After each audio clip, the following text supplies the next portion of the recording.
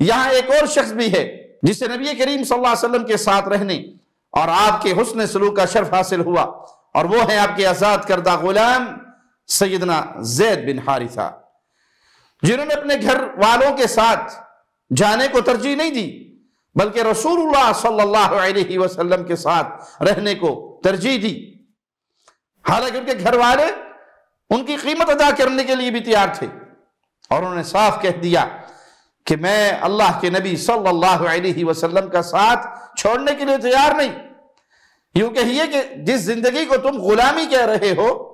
تمہاری آزادی سے مجھے مصطفیٰ کی غلامی زیادہ عزیز ہے، یہ زیادہ پیاری ہے، اور میں آپ ہی کے ساتھ رہوں گا۔ رسول اللہ صلی اللہ علیہ وسلم نے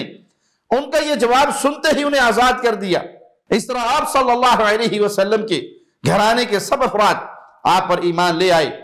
بیوی بھی، بیٹیاں بھی، چچا زاد بھی، اور آزاد کردہ غلام بھی، یہ سب کے سب رسول اللہ صلی اللہ علیہ وسلم کے پیچھے صف بنا لیتے اور آپ کی اقتداء میں نماز پڑھتے۔